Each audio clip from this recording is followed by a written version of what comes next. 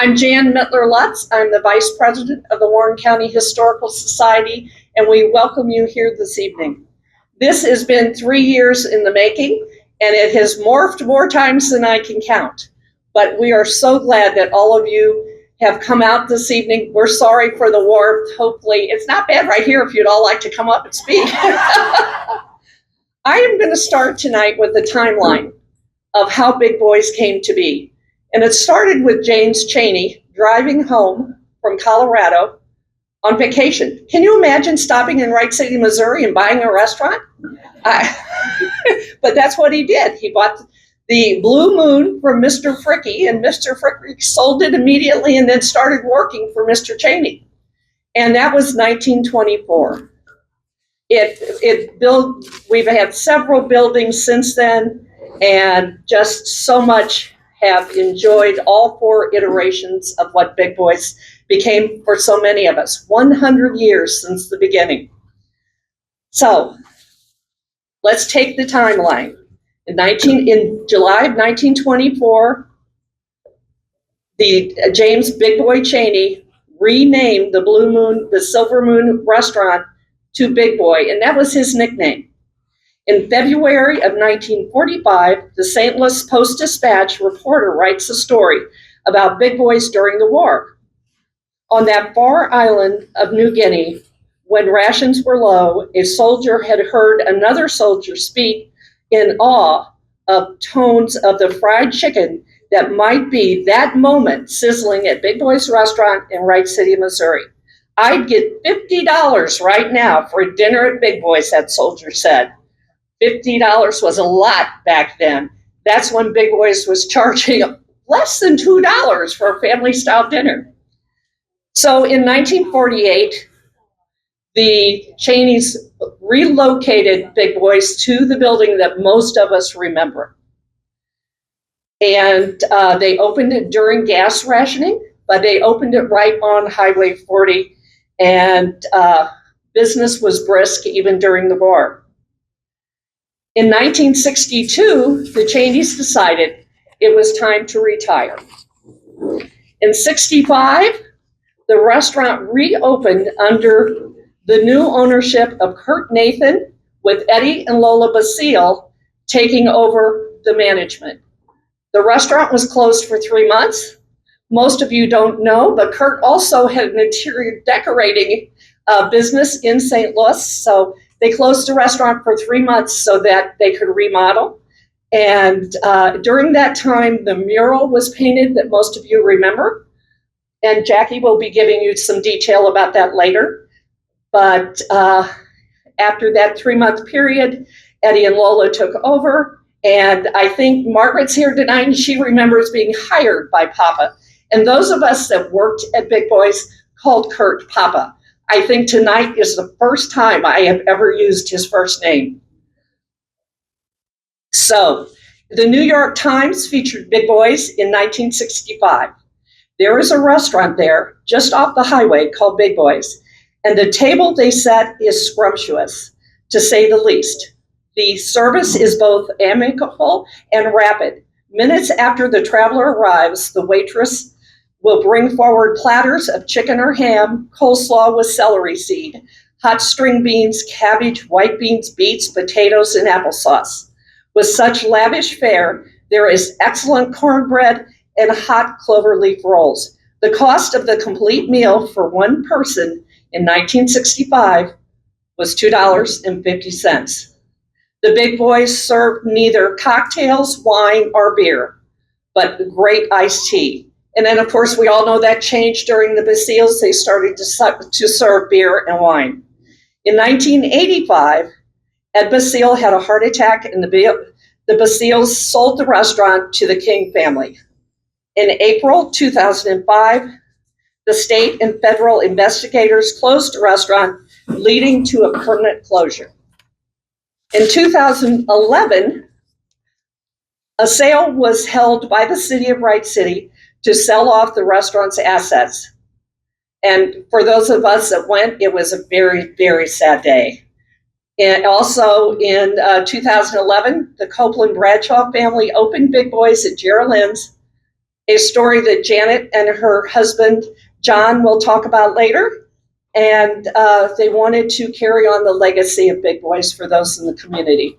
In 2012, Big Boys was raised, leaving behind little memorabilia, but endless memories. So that's the timeline. That's where we came to today. So Jackie is going to start seating us soon, but before that happens, I wanted to just let you know that we are so excited for you to be here tonight.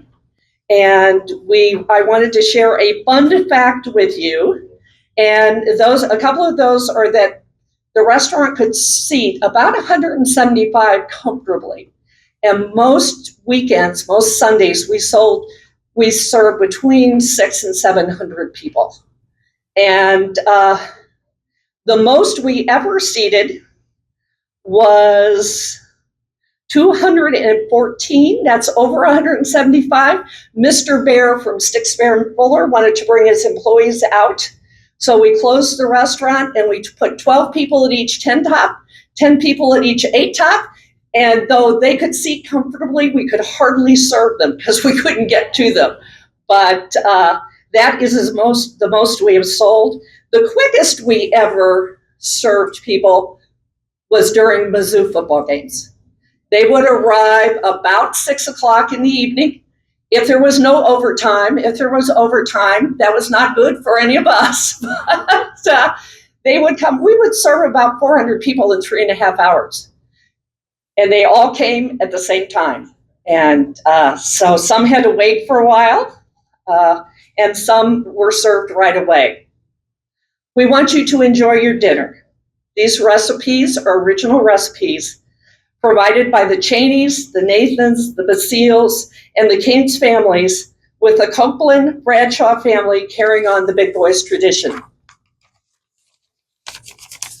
Local folklore would tell you that the Cheneys brought the recipes with them from Kentucky, and others say that some of the recipes have local origin. But we're not here tonight to debate where the recipes came. We are here to remember all the flavors and to celebrate all those people that were on that kitchen staff for all those years. They put their own personal touches and twists on each of those recipes as they worked at Big Boys. One of those twists was Lola. Lola insisted that we use white pepper. I am very sure I didn't know there was white pepper before Lola introduced us to it. But she did not like the black specks in the food, and particularly the mashed potatoes. So it was white pepper if it was going into the dining room. I'd like everyone to raise a glass as we celebrate the cooks in the kitchen.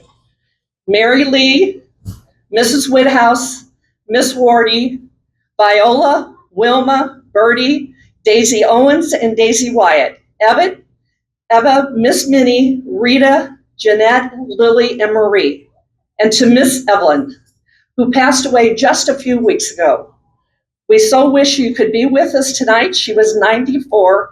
Can you imagine how many tens of thousands of pieces of chicken that she fried over all those years? So, to the cooks in the kitchen. Jackie?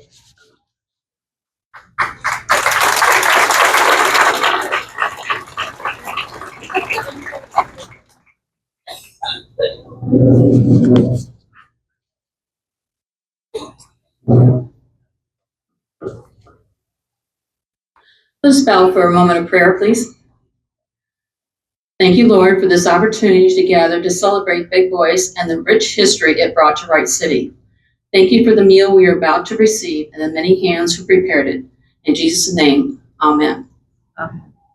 And now, I believe we're ready to start serving. So we'll go ahead and start down here with table 21 and 22. Head on down.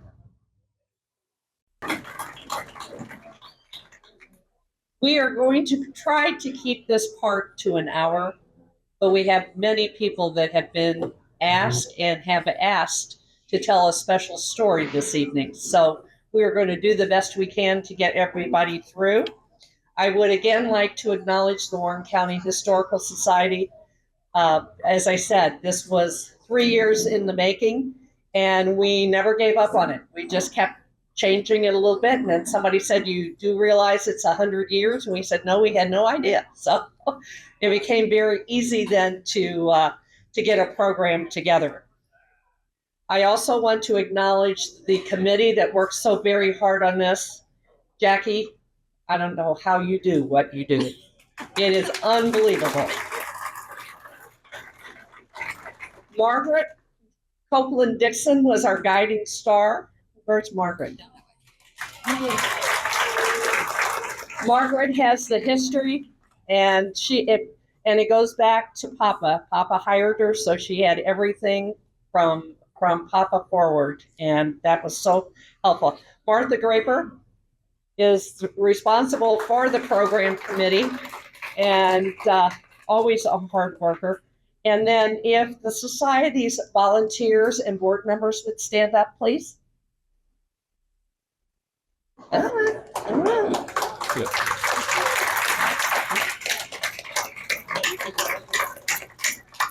Everybody works so hard for all of Warren County, and we try to make sure that we are touching all points of Warren County. So Jackie has now given me a note. On July 18th, I can't read your writing. You'll have to do that in a minute. Our caterers, Ron and Jan Catering, and all your crew, thank you so much. We met with Jan and we said, these are the original recipes. And then we pretty much told her how to make everything. Not that we ever did, but we were very clear of what it needed to taste like. When I knew we were going to serve beets, I said, nobody but Ardell Held Micahs is going to make those beets for us. So Ardell, thank you so much. Her beets are equally as good, but they don't have the onions in them. And she said, Jan, I can put the onions in for you. And her son, Dave Micahs, donated those beets for us. And he is the candidate for the Warren County Commissioners District 2. So keep that in mind, folks. And this is where it gets hard. A special thank you to the Nathan, Basile, Zigrain families for joining us this evening. Lola and Eddie's daughter could not be with us this evening, and Mary's sister Lisa and Mary's husband Mark are with us in spirit. But we do have with us this evening the oldest, Sarah, with her husband Mark and Paige and Grant. Annie and Hannah are here this morning. She has that great honor of being the middle child. And then we have baby Joe, who is here with his family, his wife Brenna, and his kiddos, Nora and Ted. And then Mark's brother and his wife, Gary and Kathy, are with us this evening also. So we are very fortunate, and best and most, we have Lola's brother with us this evening. And I've got to ask, did anybody call you Wally? Excellent. We knew him back in the day as Wally. So I told him tonight, don't be surprised. So, as I said, we called Papa Papa. And not very often did Eddie and Lola go on vacation. They didn't take those summer vacations because that's when we were busy. And the weather was too bad to go in the winter. But every once in a while they would go, and Papa would come and take care of us. Little did he know that Lola had spent hours and weeks telling us how we had to take care of Papa. And she would fix special diet for him. He loved beef tongue, so she would go out and find beef tongue, and Papa would have that. But literally the minute Eddie and Lola pulled out of the driveway, he would sit himself down on table C and order warm apple pie with cheddar cheese on it. And that was pretty much his diet the whole time that he would be with us. And I don't think he ever knew all the instructions that we had to take care of him while he was with us. So Jackie is going to tell us a little bit about the mural at this point. Well, before we do that, a little note I was trying to pass her. The Warren County Historical Society does quite a few programs throughout the year, and we have a couple that are coming up. July 18th, Matthew Dickey will be there to talk about Native Missouri, and on August 15th, Carl Kent will be there to talk about the 1904 World's Fair.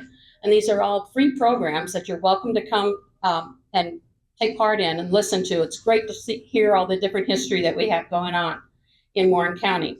Also in September and October, we're going to have the Boy Scouts will have a special display. So you'll have to be sure and stop in the museum and see some of our special displays. We will also have some of our memorabilia up at, if you didn't get a chance to look at it and read through it, we're going to have that on display in the museum, as well as the mural behind me. This mini version depicts an image of a farm north of Wright City belonging to the Cheney family, who owned the Big Boys restaurant from 1924 to 1962 and gave the restaurant its name. On this farm, the Cheneys produced the chicken that was the restaurant's most popular offering. The mural was painted in 1963 by Estella Crichton, who was a family member of Ed and Lois Basile. It was painted at their request to honor the restaurant's original owners. Many school classes were brought to the restaurant to watch the actual painting come to life. The painting was displayed on the west wall of the restaurant for over 45 years. Big Boys closed in April 2005. In 2011, the city of Wright City purchased the building, and Kurt Kehoe of the Wright City Parks Department suggested that the mural be preserved and relocated to the new Will Heidegger Activity Building at Deke Rieger Park. City leaders felt it was important to preserve this piece of history as a reminder of the people and the famous hometown family restaurant that for so many years was a part of the heart of Wright City. Fortunately, the original mural was painted on a board. It wasn't actually on the wall.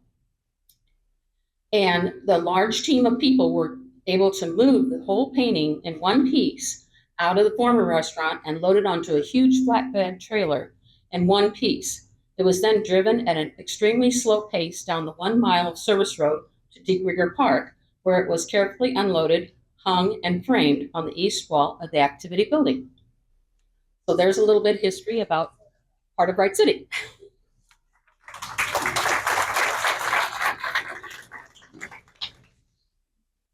We have assembled a group of speakers this evening that represent all 4 eras of Big Boys in Wright City. The first person who is going to speak is Opal Paul, and Opal has the distinction of working for all 4 families over time. So Opal, if you'd come up.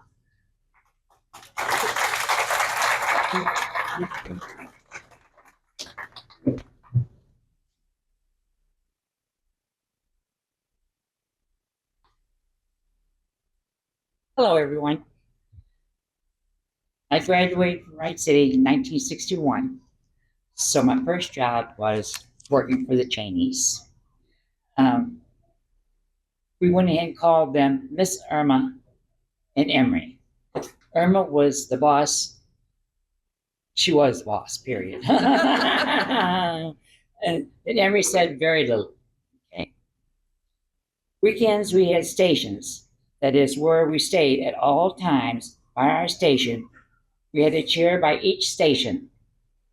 Miss Irma had a tall chair up by the cash register, and there she could go ahead and keep the eyes on the dining room. So anyway, make sure that everybody was doing their job and not straying off somewhere else. Okay. So one Sunday, seen the bus pull up outside, and it was 61. I was there for a year and a half, so actually it was probably 61, beginning of 62, but it was in the summertime and it was on a Sunday and it was hot. So anyway, and so it was the Freedom Riders. They went ahead and stopped at Big Boys and they wanted to be served. So Emery went out there and said, no, you cannot come in. You have to leave. So they left.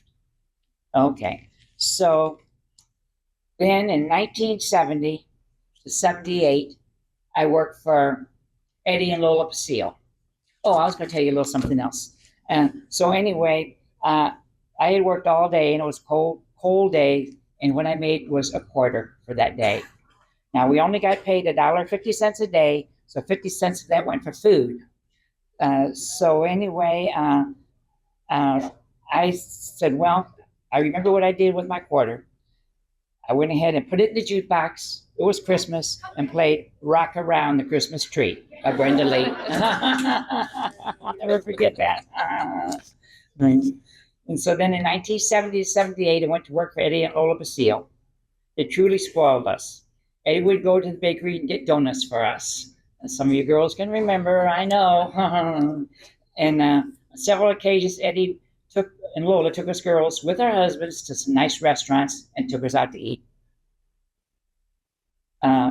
They also went and took our kids to the movie Star Wars.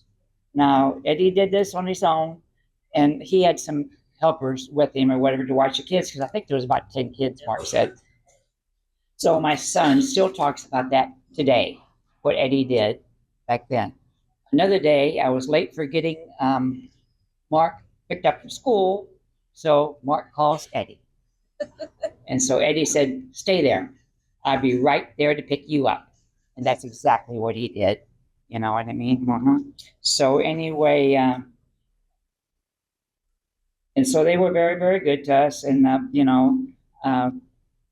I'll always love them because they were so important to my life and working the restaurant business, which I did my whole life. And so then I loved them then, and I still think of them today. Okay. So then, 2001, I went to work for Kevin. About 2.5 years. My best memories for working for Kevin was working with Margaret and Kathy O'Connor. They were the best. And remember Susie? She worked with us. That was in for Eddie and Lola. But anyway, actually, she had worked with me at for the Kings. Then in 2011, John and Janet opened up the Big Boys, and I was really excited that they opened up the Big Boys again. I enjoyed working there, and it was a blessing. So this is my life at Big Boys.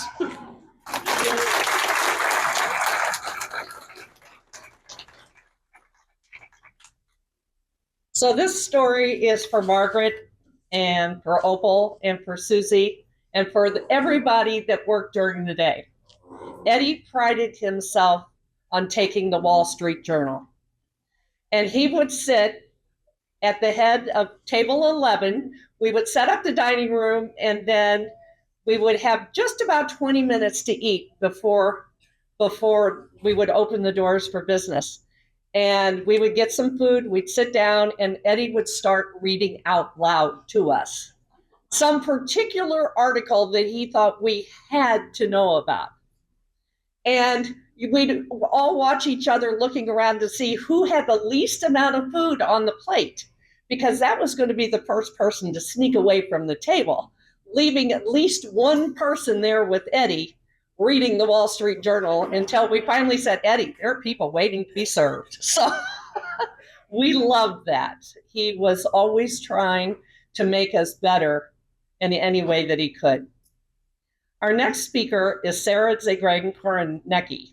Did I get it? I did. From the Basile family. Sarah is the first grandchild and greatly anticipated. Jay and I had moved to Michigan, and Eddie had called me months in advance to let me know his plan. And that was, I will call you and you will come, because you are going to take care of the restaurant and we are going to go take care of the new baby. On April 15th, Eddie called and said to me, it's time for you to come. Click. Nothing else. Not Mary's in labor, Mary's not in labor, whatever. And so I packed my bag, drove to Missouri. And on April 17th, we were blessed with Miss Sarah. Eddie wouldn't let me see her. I had to be at the restaurant. So for 14 days, I worked straight through and helped Margaret take care of the restaurant. And finally, I said to Eddie, look, I'm going to see that baby. So Sarah, come on up. Joe and Annie, if you want to join her, you're certainly able to do that.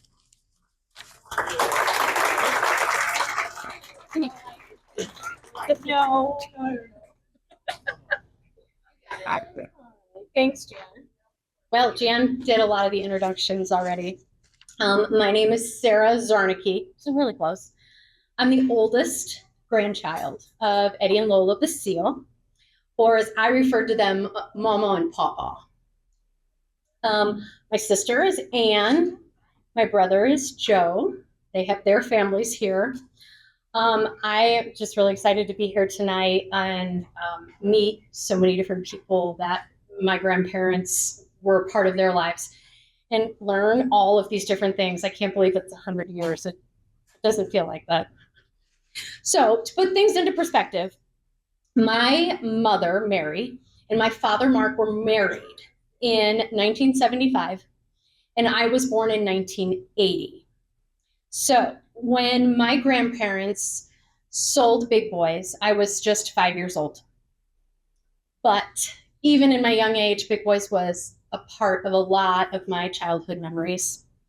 So let's go back for a minute to what maybe a typical night at the restaurant was like for me when I was 5. So we would drive all the way from St. Peter's to Wright City. It seemed like forever. And we would park in the furthest parking spot away from the restaurant, sometimes even at my grandparents' house.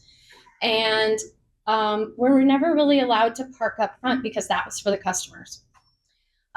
We would walk across this really long gravel parking lot into the back door and through the kitchen. Never did I ever enter the restaurant through the front door. So it was strange, but it was the way it was for me. I was under strict orders to hold the hand of someone while walking through the restaurant. I had no idea why. Now I know as adults, of course, it's dangerous in a restaurant for a child in the kitchen, but absolutely imperative, hold the hand as we walk through. So as I came into this restaurant, it was loud, it was hot, but I was greeted with smiles and waves. I remember walking in the back and the dishwasher was on the left and the pies and the someone making biscuits was on the right-hand side, and still holding hands. I would hear my name being called from all sides of the rest, Sarah, Sarah, and I would wave. I would wave really. I had no idea who anybody was. I was waving, and my grandmother standing there holding my, right there, right there, right there. And so I'd wave as we walked through the kitchen.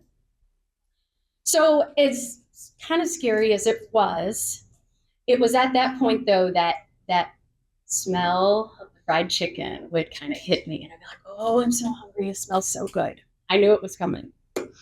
So if I was lucky, as we'd make our way through the restaurant or into the restaurant, we would stop at the hot table just as we left the kitchen. And that was where the food would be ready to serve. And my grandmother grabbed me out a green bean. Here you go. So I'd have a little something, just a green bean. It's my favorite. So we'd leave the kitchen and enter the gallery where the drinks were. And I would usually be offered a kitty cocktail. I didn't realize it's just a Shirley Temple, but it's kitty cocktail. And I always asked for extra cherries, and that was pretty much all I would ever drink or eat, just the cherries, a little bit off the top. After we were all seated and we all got our drinks, we would wait for food. As an adult, though, I remember never looking at a menu. Was there a menu? Not for a long time. No. By the time you were, there was a menu. Okay, so I think maybe my grandmother just told us what we were going to eat, and that was what it was going to be. So, of course, being 5, I was given a child's chicken plate, which included a drumstick, mashed potatoes and gravy, green beans, and I wanted cornbread and beets. But those pickled beets stained really bad. So I would always have to be fed the beets because I think I ruined numerous dresses just eating the beets, just eating.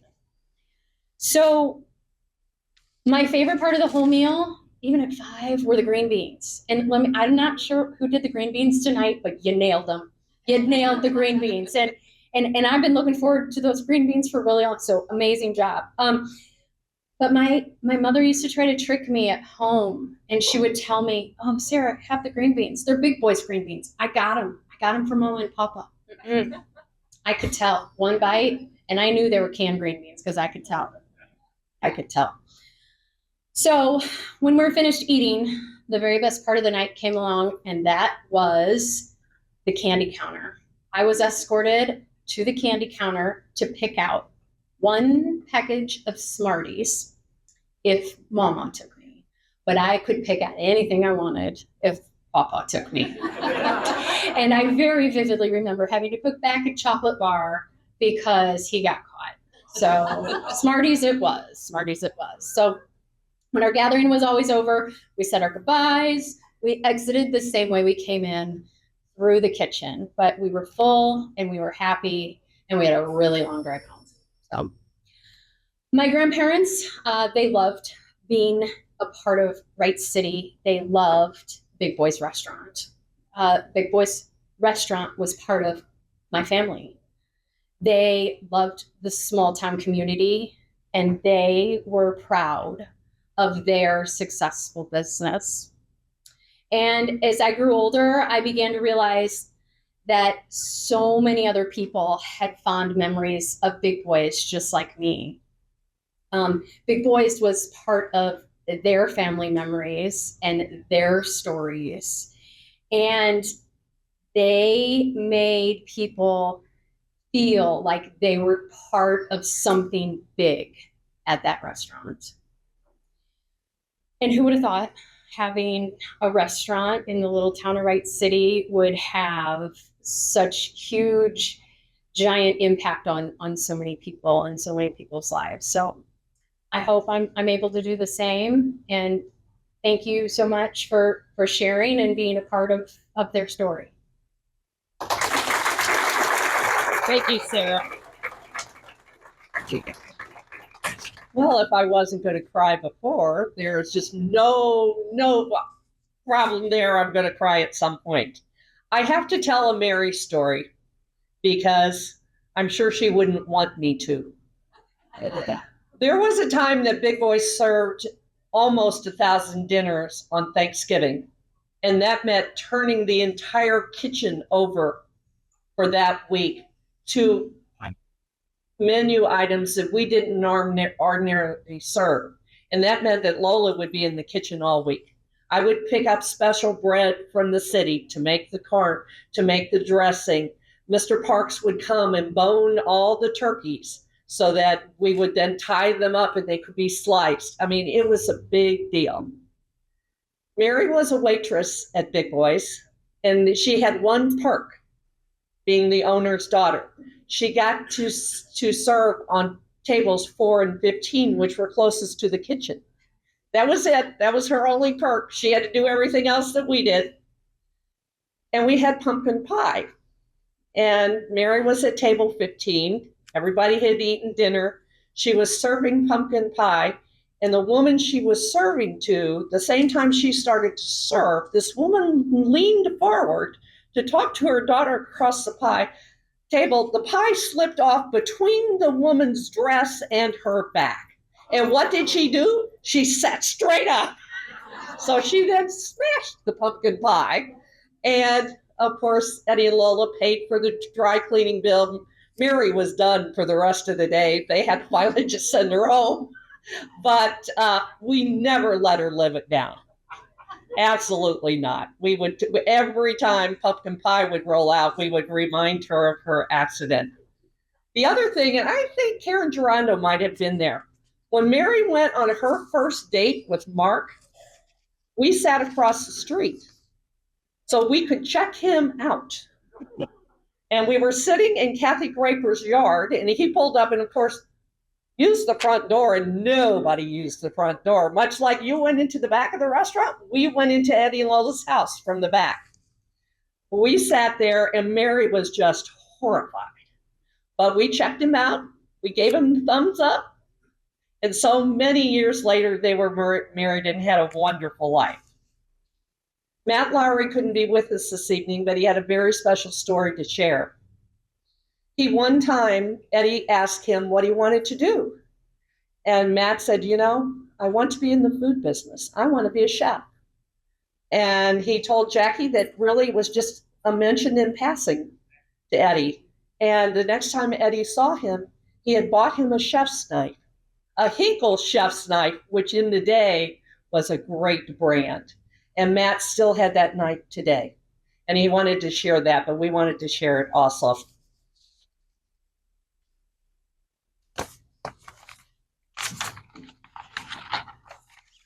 Jackie has some remarks from Kathy Connor that she would like to share.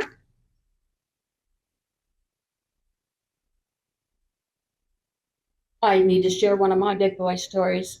I started working there when I was 15 and in 1973 and worked till 3.5 years till I graduated high school. And so Phyllis and Opal and Susie and Margaret, they were all my trainers. So I really treasure those ladies. But when I turned 16, Eddie drove a Cadillac. So can you imagine walking up to a new 16-year-old driver and say, here, go pick up Miss Woodhouse. Here, go out to Highway J and pick up Miss Mary Lee. Here, go run, go there. I was a new 16-year-old driver, and I'm driving a brand new Cadillac. But you talk about, I was scared. But I did it because we were all running and doing our own stories. So Kathy is here tonight. Kathy, there she is. She didn't feel comfortable getting up here talking to everybody, so I'm going to share all of her little information. She's got some good stuff here. She started working at Big Boys in April of 1987. The Kings had only had the restaurant for a year or so. Margaret Dixon and Dot Sears hired her for the breakfast shift as that was something fairly new they had just started. After 1 week of training, they gave her a set of keys and a security code and had her picking up Miss Daisy Owens and Janetta Sidner on her way to work. Kathy would open up while they were making the homemade biscuits. And that was the time before the biscuit rolls came in cans. At first, she remembers wearing the uniform dress that was green with white stripes and a pink pinafore apron. Later years, she was able to wear shorts with a half apron. Kathy was a waitress for about 5 years. Kathy remembers how Eddie Basile and Harold Mueller would stop in during the early years. Those two were quite the pair. The Kings were very kind to her, and she enjoyed working for them. Scott King even helped her out once with gas money when her mom was sick and she had to travel to Indiana to help her mom. When Kevin was given the restaurant to manage, you could tell he didn't have much experience at running a restaurant, so it wasn't long before he had Kathy doing the scheduling and was manager.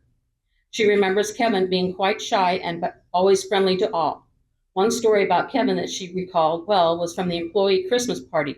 There was a karaoke machine that folks were using, and she remembers Kevin, of all people, getting up and singing, "What's New, Pussycat?" Other stories that she shared, one time a smoke alarm went off during the dinner hour. The fire department came, and they had to evacuate everyone from the restaurant. Kathy was, as manager, she was going through and asking customers to leave the restaurant, according to the fire department's directions. But she had quite the time of getting Ozzie Smith to get up and move away from his chicken dinner. He was quite upset about leaving his dinner behind. She also remembers a time when an older woman got mixed up between her gas and brake pedal and ended up driving through the women's bathroom on the east side of the restaurant. Kathy remembers Mrs. Rinker as one of the regular customers, as she was pretty adamant about pointing out when something didn't look right at the restaurant or that she thought needed fixing. When you worked at a restaurant as long as Kathy did, you got to know the regulars pretty good. Late November and early December were Christmas tree season, and they had a lot of customers who would stop by after their visit to nearby tree farms. Also, many would come on their trip to the holiday shopping when the Wharton Outlet Mall was going big. Wazoo football games were a great night to work. Tips were especially good if they won. Mother's Day was also a good tip day. Kathy's husband, Kenny, who passed away in 2006, also worked at Big Boys. He was a manager in the kitchen area. Big Boys was a huge part of their lives as they were both employed there. So in April 2005, when the IRS officials came in and told her that the current customers finished their meals, she was to lock the doors. She remembers asking them if this was an April Fool's joke. When they assured her that it wasn't, she did what they said and locked the doors. She and Kenny both had lost their jobs that day. Kathy worked for Big Boys for 18 years. She loved working at Big Boys with the customers and other workers in the kitchen and in the dining area. Everyone felt like family.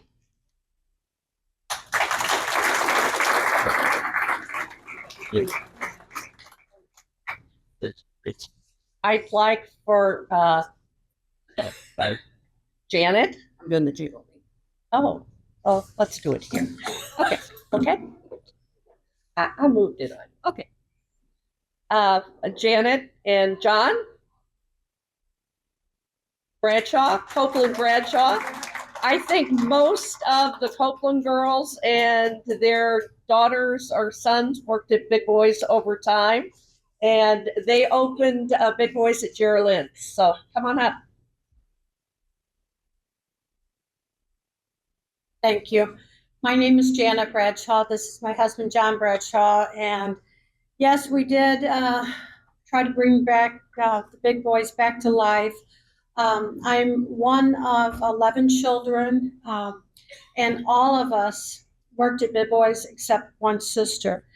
Not to mention our siblings worked there. So we just loved Big Boys. It was like our home away from home, kind of. My mother made pies there. It was just, it was just in the family. You just work at Big Boys. That's where you grow up and work. And you can make more money at Big Boys than anywhere. And Lola, she taught you how to be a server. She did. And to this day, when I go to a restaurant, I often think of, gosh, Eddie and Lola wouldn't have put up with that. Oh my goodness, they would die. So they, I worked basically under Eddie and Lola 2 different times myself, but I'll let my husband share a little bit because he shared this dream of mine with me. And all righty. So as you heard, the Copeland family played a big part with the Big Boys. Like Janet said, 10 of the 11 worked there, and also their mother. Their mother made pies at Big Boys. How we really got started in it after Big Boys closed, we was in contact with Kevin back and forth trying to buy the old building and so on and so forth, but we didn't know all the behind the red tape what was really there. So that sort of washed out, and my wife says, John, I can't get it out. It's like having a rock in your shoe. And I want to know part of no restaurant business. That's not my forte. I just know if you're in the restaurant business, there's a lot of work involved. So I told her to take her shoe off. Don't need it right now. Let's don't do it. Well, 2 years went on, and she's still barking. So as the husband trying to support, I'm like, oh, good God. So we was able to see the books, what Big Boys brought in during their period. And I'm like, my God, that place did some good business. Okay, so I'm like, okay, if we're going to do it, I think it'd behoove us to go Winsville. A lot more rooftops, a lot more population. She's like, nope, ain't happening. It's going to be Wright City. So as a wise husband, not a foolish, I said, okay, let's start looking. So we started rounding up the people that were key players in it. Margaret got a hold of Opal. We got a hold of Wilma, Wilma's son, Melvande. So we got a lot of the original recipes. So I said, okay, I think this is doable. So on the north side of where Big Boys was, we wanted something close. That's where we went over there and we got a suite. And we're looking. And out of this time, me and my buddy, his name's Lonnie Nicholas, we had rented out one of the suites. We started revamping it because that was a restaurant before. I can't remember the name of the restaurant. Steakhouse. It was a steakhouse over there. What was it? I can't remember. But anyway, so they had a lot of the utensils already there, but when they closed out, they pulled everything out. So we got a hold with the bank. Bank still had some of the utensils, the equipment. So we made a deal with them. We got it all purchased in. We put everything back in place. So we started going at it, getting people going through interviews. So for 3 months, me and my buddy, we both worked other jobs. We'd go in about 3:30 that afternoon, and we'd work about 11, 12 o'clock at night, getting everything to where it needs to be. We tried to go family style, so we made long tables, the 8, 10 seaters. So we're there, and I'm seeing people's coming up left and right from Wright City and beyond. As the word's out, Janet got a hold of Post Dispatch, and the word was out, hey, they're going to reopen Big Boys, what's going to be okay. And I'm like, my God, where's these people coming from? So they're stopping us, asking us questions as we're preparing to open this place. And we started saying, I went back in there, I said, Janet, we're in trouble. I don't think we're big enough. Because we had 2 suites then. And so we looked at the 3rd suite, and problem is when you lease something, there's big money in it.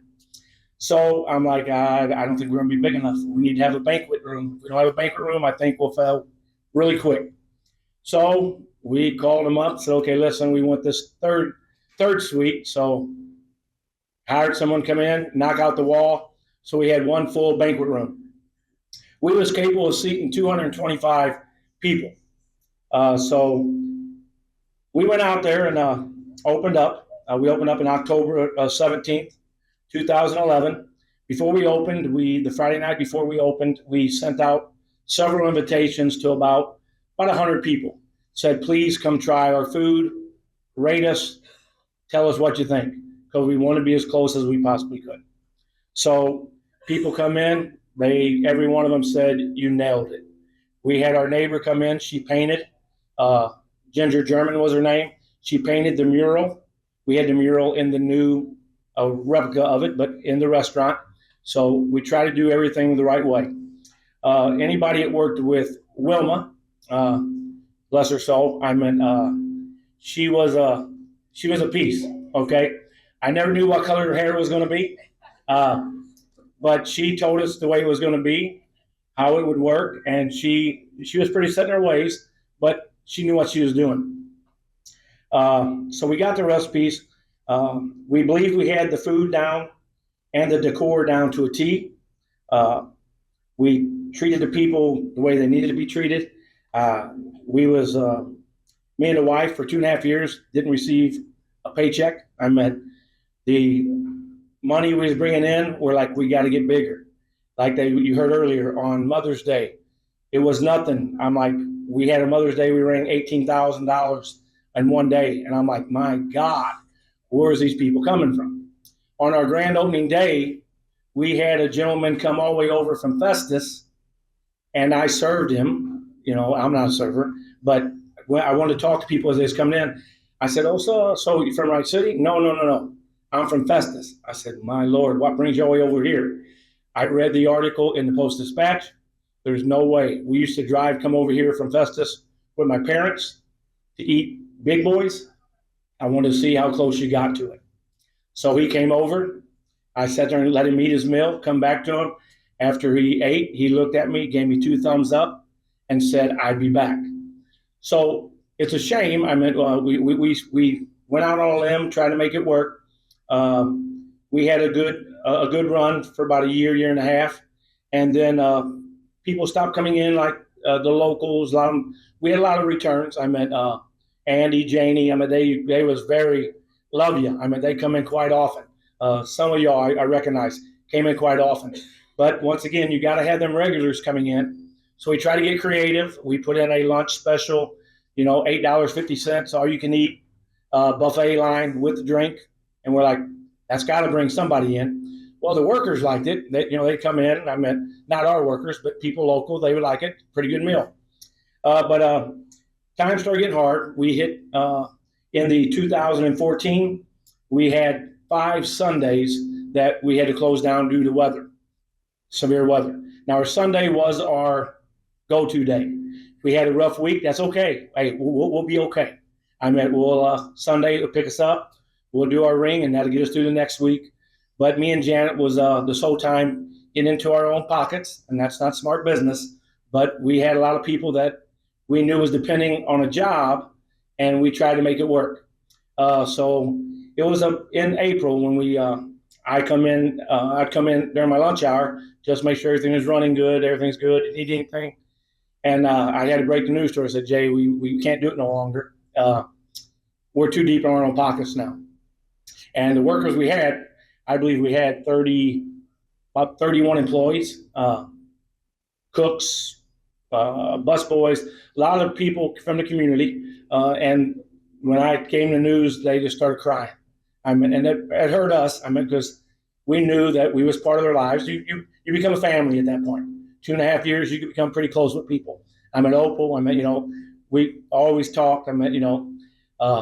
Sundays we'd do the things right.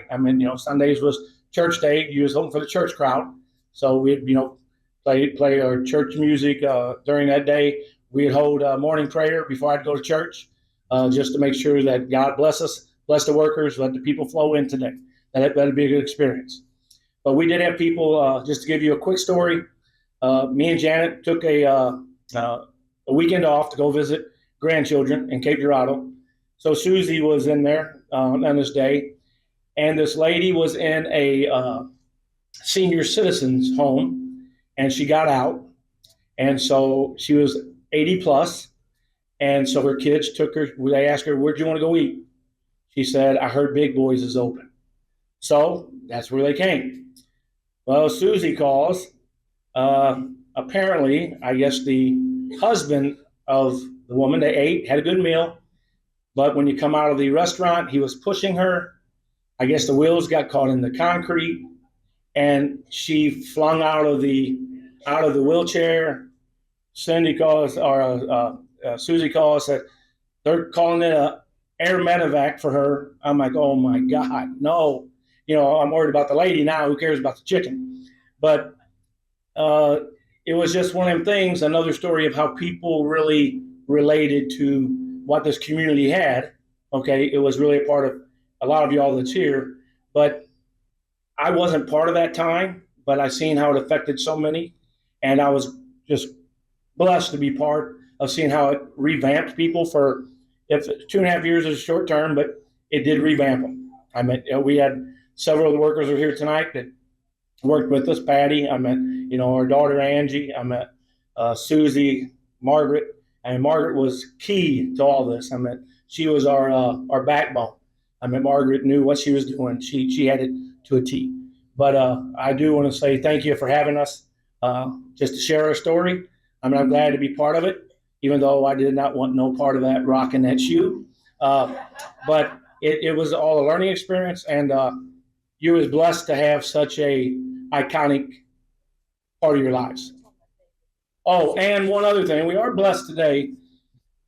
The first male server at Big Boys is with us, and that's Dave Lee, back in the back. Another family member. All righty, thank you very much. Thank you. Your turn.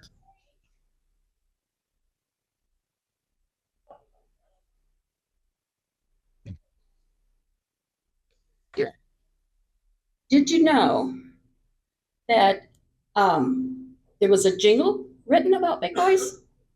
Anybody remember KWRE and hearing the jingle? I've got it for us here. Let's see if I can get it to play.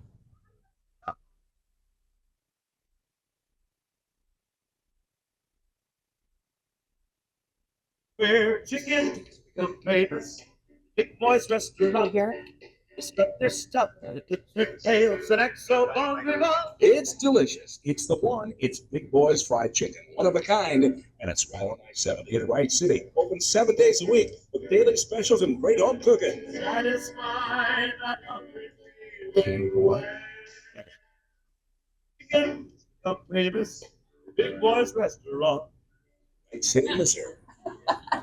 The little story behind that, in case you didn't hear it, the jingle goes, where chickens become famous at Big Boys Restaurant. They strut their stuff, they flip their tails, and act so bon vivant. I had to look up bon vivant. It's French for one fond of good living. So he's talking about this chicken being fond of good living. So this jingle was the start of a promising career for singer-songwriter Steve Casper. Shortly after high school graduation in 1986, Steve started working at his father, Vern Casper's radio station, KWRE, doing advertising sales. His first big advertising contract was with Kevin King, owner of Big Boy's Restaurant. Steve and Kevin developed a friendship over the years. In 1995, Steve decided to start a business of writing jingles. He approached Kevin about the idea of doing one for him about Big Boys, since Kevin was one of his first big advertising customers. So Steve wrote the music and words for the jingle, and Kevin loved it and gave the okay to get it produced. Back in the 90s, companies were charging quite a bit to make these types of commercials. But Steve was able to take it to a production company in Indianapolis, and they helped him to make the 60-second commercial in about 10 minutes for a much more reasonable price of $1,000. Kevin was very excited and pleased to have that jingle playing on the radio. As it turns out, the jingle was quite popular and won a big award in 1997 for both Kevin and Steve from the Missouri Broadcasters Association. And that's Steve Casper was able to get this from the Missouri Broadcasters Association for us to play tonight. They were both quite proud of that accomplishment. Steve said he was especially pleased that his jingle beat out one from KMOX that year. Now, can you imagine? Steve Casper also has written jingles for the Community State Bank in Troy and Bowling Green, and is the owner of KWRE, KFAB, and 100.7 The Viper. He is currently working on a project for anti-bullying, anti-suicide, and the promotion of the Missouri Mental Health Crisis Hotline 988.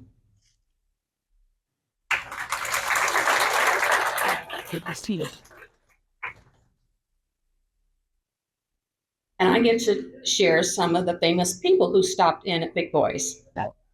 John Glenn, the astronaut. Chuck Berry, the pioneer of rock and roll, who called Wentzville his home. Rand Brooks, who grew up in the area. He was an American film and television actor, famous for acting in the movie Gone with the Wind. The band Cheap Trick. Indiana University basketball coach Bobby Knight. Ozzie Smith, which I mentioned earlier. Cardinals Jack Carney and John Carney. Ozzie Smith from the Cardinals. Jack Carney and John Carney, St. Louis radio personalities. And some of our first bus boys were John Prio and Bill Lindenbringer. Dennis Johnson was the first Black person to work in the dining room as a bus boy. The building itself was built and designed during segregation. So you had a back room where the Black people could eat, and it was built that way so that it would have that separate entrance. But that all came to a screeching halt when Kurt Nathan bought Big Boys and turned the Black prisoner dining room into a freezer food storage area. He believed in everybody coming in the front door.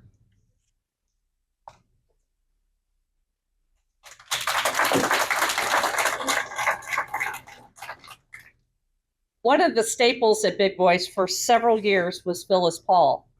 And Phyllis couldn't be with us this evening, but she did send a short note, and I want to read it now.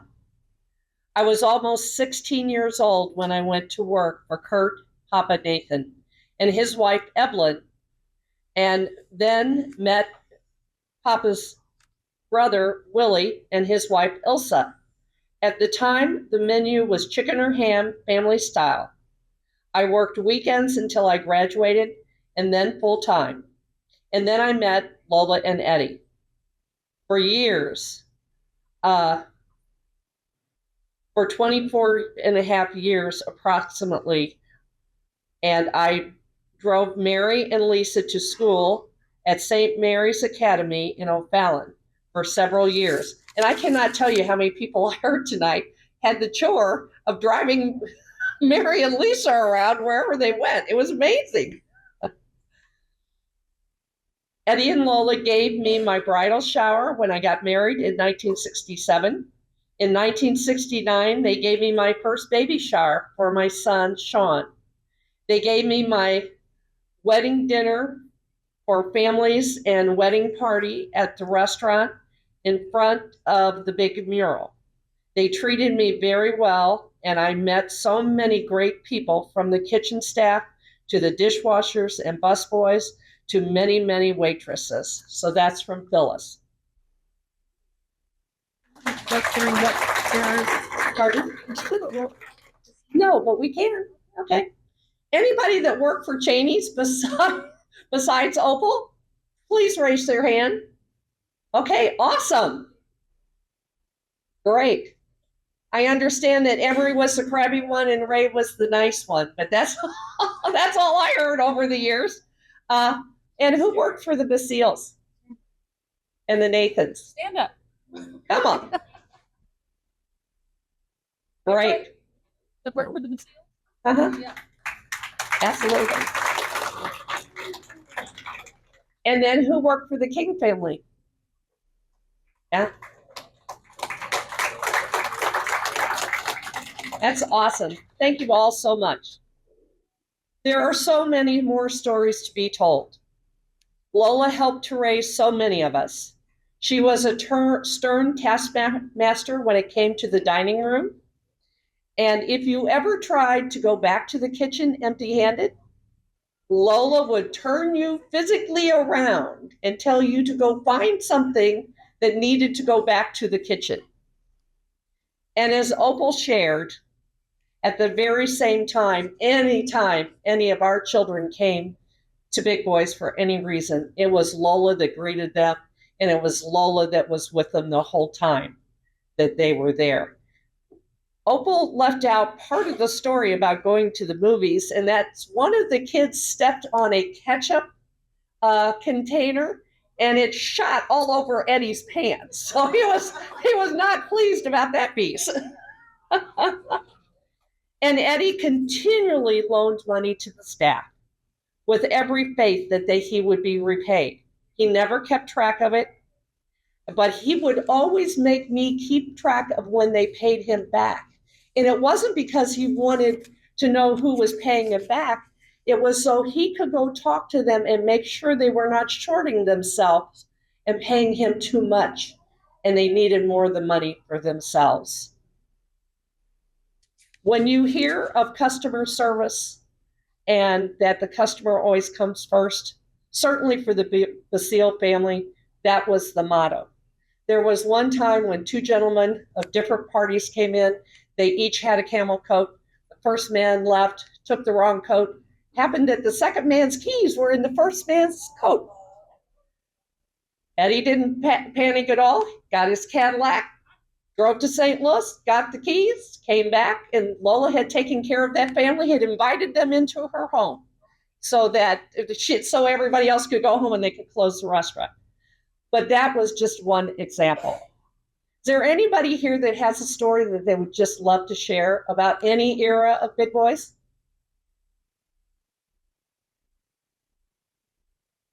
I know there are many out there. Okay. Well, thank you for coming this evening. Please make sure that you stick around and visit with those that you probably have not seen in 50 years or more, in my case. And again, thank you. There are some packages of food for you folks that want to take a little bit home.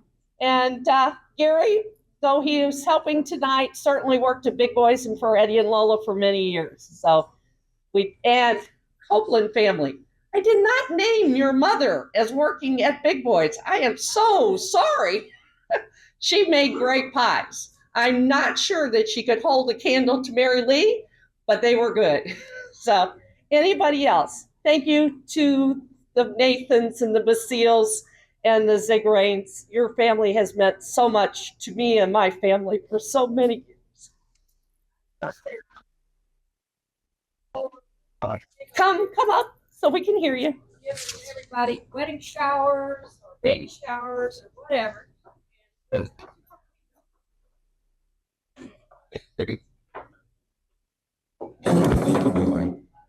not that long for me to come all the way up here. This is a very short message, but I can think of a million things. But she had a wedding shower for me, and she gave me the book, The Joy of Cooking. Excellent book. Anybody have anything else? Thank you all so much. What a great evening.